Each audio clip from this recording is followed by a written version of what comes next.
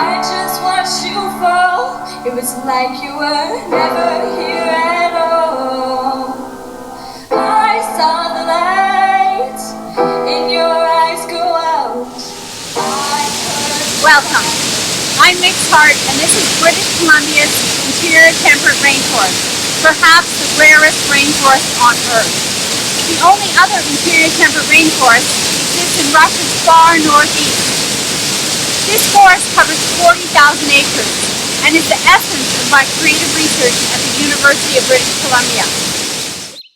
Our natural world is in crises. Humanity seems to have lost the concept of the forest as home. Scholars and scientists believe that digital technology is responsible, in part, for the human-nature disconnect. We can't blame children for occupying themselves with Facebook, rather than playing in the mud. Our society doesn't put a priority on connecting with nature. In fact, too often we tell them it's dirty and dangerous. However, digital technology can be a powerful means to reconnect humans to nature. Damien Hill and Valhalla Wilderness Society's video documentary, Primeval Enter Inconapaloo, is an example of how digital eco-art brought the plight of BC's vanishing interior rainforest to thousands of viewers from around the world. Viewers who suddenly took an interest in protecting this threatened, relatively unknown old-growth forest.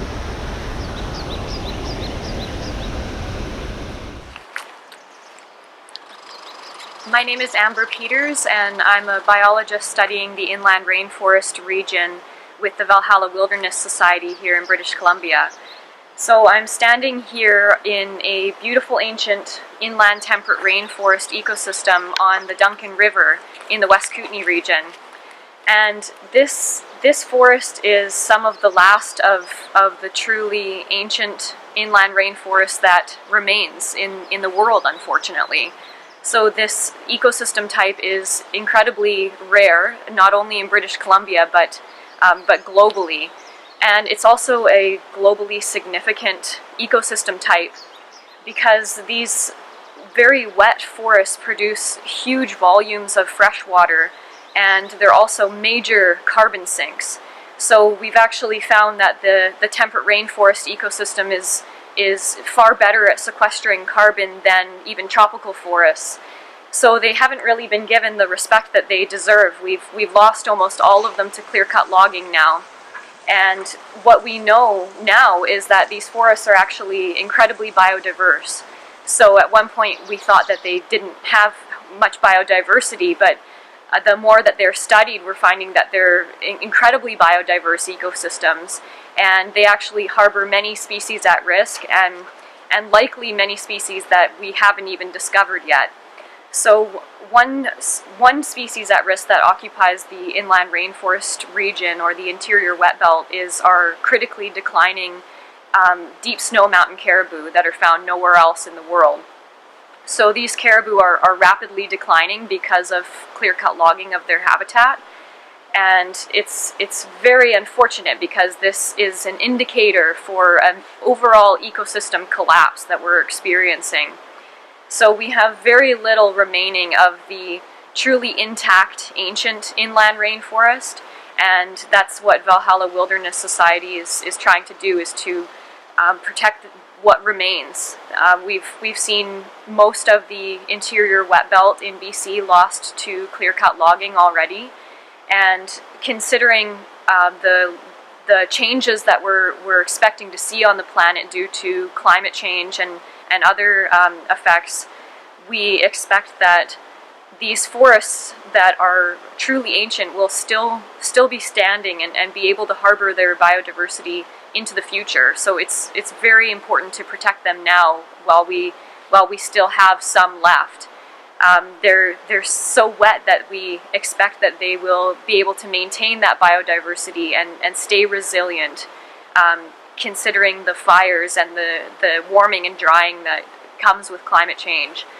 So it's incredibly important to preserve these forests, not only for human safety, but also for the many species at risk and the extraordinary biodiversity that inhabits them. Fortunately, this area is captured within our Selkirk Mountain Caribou Park proposal, And as Amber said, we need the people of BC to speak out for these old growth ecosystems and to protect them, because that is the only way we're going to allow future generations to see trees such as this, 3-meter trees. Once cut down, they're gone forever. No generation will ever see trees of this stature again.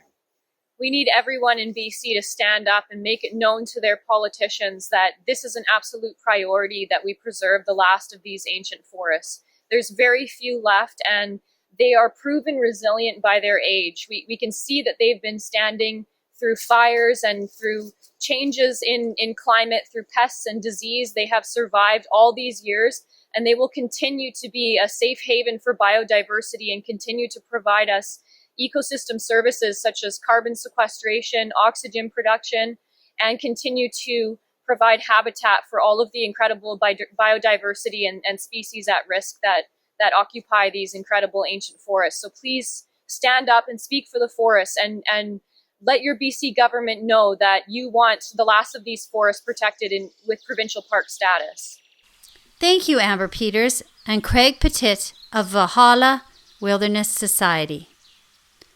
The digital eco-art genre reaffirms the role of the spectators because it socially engages them and involves an idea of community as self-presence, in contrast to the distance of representation.